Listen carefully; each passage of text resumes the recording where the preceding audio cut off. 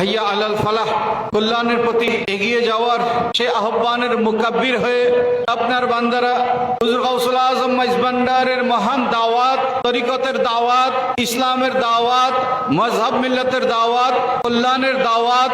সেই দাওয়াত দিকে দিকে পৌঁছে দেওয়ার লক্ষ্যে তারা যে খেদমতের মধ্যে নিজেদেরকে নিবেদন করেছেন, এই খেদমতকে আপনি কবুল করে নিন এবং এই খেদমত করার জন্যে, এই কল্যাণের দাওয়াত দিকে দিকে পৌঁছে দেওয়ার জন্যে আমাদেরকে সকল যোগ্যতা, সক্ষমতা, দক্ষতা সমস্ত কিছু দিয়ে আমাদেরকে পরিপূর্ণ করে দিন। হুজুর গাউসুল আজম মাইজভান্ডারীর তরিকতের দায়ী হিসাবে, দায়ী ইলাল্লাহ হিসাবে আপনার বান্দারা মাইজভান্ডারের গাউসে হক কমিটির সদস্যবৃন্দ যাতে মানবের কল্যাণে নিজেদেরকে সোপর্দ করে, নিজেদেরকে নিবেদিত করে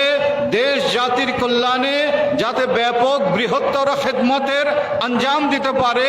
সেই সক্ষমতা, সেই সুযোগ, সেই দক্ষতা, সেই যোগ্যতা আমাদেরকে সকলকে আপনি দান করে দিন।